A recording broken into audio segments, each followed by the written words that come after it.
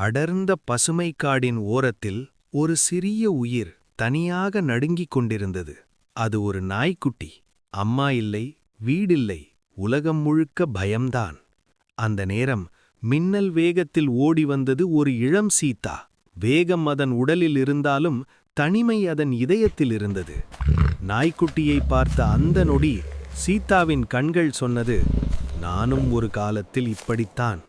அந்த இரவு நிலாவின் வெளிச்சத்தில் சீத்தா நாய்க்குட்டியை தனியாக விடவில்லை. பாதுகாப்பாக அருகிலேயே இருந்து காத்தது. நாட்கள் கடந்தன. காடு இனி பயமில்லை. நாய்க்குட்டிக்கு சீத்தா ஒரு நண்பனானது, ஒரு குடும்பமானது. ஆனால் அந்த காடுக்கு ஒரு அரசன் இருந்தான், ஒரு வயதான புலி. காயங்களும் நினைவுகளும் அவன் உடலை மூடியிருந்தன. அவன் கர்ஜனை மௌனமானாலும் இதயம் இன்னும் வலிமையாக இருந்தது. ஒரு நாள் காடு எரிந்தது. நெருப்பு, புகை, பயம். நாய்க்குட்டி ஓட முடியவில்லை. சீத்தா சோர்ந்து விழுந்தது.